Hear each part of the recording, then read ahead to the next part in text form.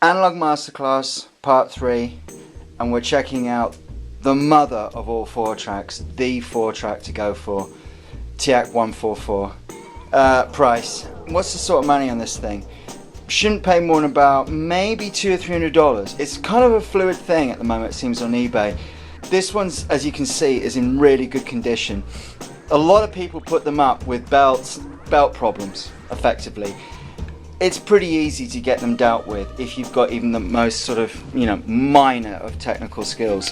If you don't, like me, you can get someone else to do it for you. And it's not that expensive. This, however, I kind of paid a bit of a premium, I do admit, but it is the mother of all 4-tracks. For me it is, anyway. Why are we looking at 4-track cassette today? Well, for a couple of reasons. A lot of people, let's talk about the bad sides to these things. They're running slow, okay? The tape speed's running slow. I'm going to start using a lot of technical terms. If you don't know what they are, then, okay, you probably, I don't know, shouldn't be watching this or whatever. I don't really know what to say, but I can't really get around that. The tape speed in inches per second is about 3 3/4. It's running at double speed. You've got a pitch control right here. This pitch control you can boost up a little bit further, so you can get it close to about maybe 4.5 IPS or 5 IPS, which if you're real, nut on fidelity, might be worth your while, as well as being a very cool effect in its own right. What you're going to be doing, I mean, in my opinion, this is all, again, just only my opinion. There's no rules in this thing, but this is just what works for me. This thing you don't do modern dance pop on. It's no good for that. Okay, now I produce a lot of electronic stuff. That doesn't mean this isn't a great machine to do particularly unique, romantic, and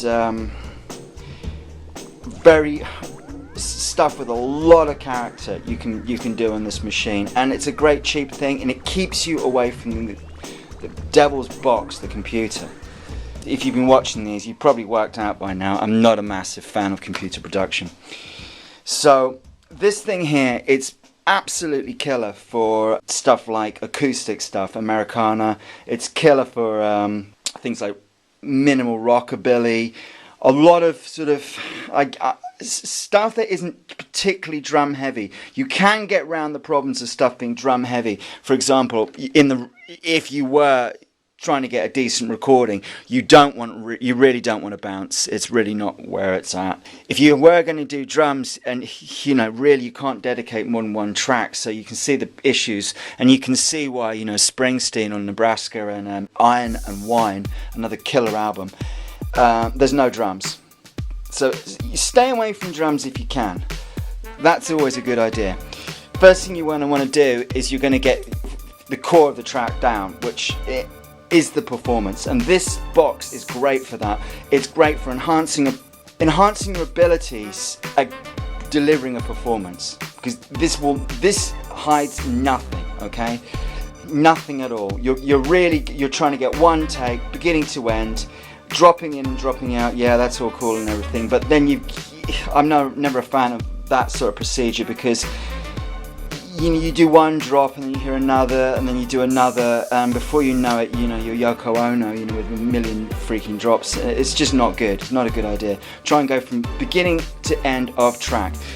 For me personally, a cool thing to do is on the first 2, or on this machine, tracks 3 and 4, because the heads are less worn on tracks 3 and 4, is to get the core of the track down. So if it was an acoustic sort of thing, or even kind of like the PJ Harvey thing, where it's just a vocal and a guitar, get a mic on 3 and a mic on 4, one directly for the vocal, right up front on the mouth, and another one on the guitar, fairly close mic it, because you haven't really got that choice, unless you employ a third mic here, which you can do, and that would just record down onto these 2 tracks. So you're trying to get as big of a space happening here as you possibly can. That's really the way to do it. So get the guitar and the vocal down together on 3 and 4. It'll sound absolutely killer. Believe me, you'll be happy. Then, the weird thing about this machine is as soon as you track up and you basically fill tracks 1 and tracks 2, it really starts to come alive. There's just something about the process of I guess, additive analog recording, especially on this machine, that it's just really cool. It'll really help everything sit down. What suddenly seems, oh, the levels are all over the place, and you know, I can hear the sibilance and too much and all the things that are bugging you. Suddenly, as soon as you track up on 1 and 2, everything seems to just slot together. Basically, for me, you've got to have VUs to monitor. They're much more accurate visually, VUs, and consequently, you get a better level. You know, if you want that consistently hot, you know, as hot as you can level, you can get that pretty easy with these VUs. You can't on the newer 4 tracks. The levels are just a real pig to get. It's practically impossible to get what I would consider to be a really classy recording. You just can't get the levels right. It's as simple as that. The EQ on this, obviously it's completely analog. It was made in 1979, I think, or 1980, I don't really know. Again, check it out on Wikipedia. The EQ right across the board here is absolutely the business. You even get an auxiliary send on the 144, which you don't get on the Porter 1. They introduced it onto the Porter 2. You also got a different type of noise reduction on the TAC 144. It's not the same noise reduction as you got on every single other 4 track. So that in itself has got quite a distinctive characteristic. Best way to hear it, of course, is on the Springsteen album. What else to say? It's so ridiculously simple. There's not much to actually, you know, tracking process is just really straightforward. It's all here. Just press the bus, press the direct track, pull the level up, plug the thing in the back, go.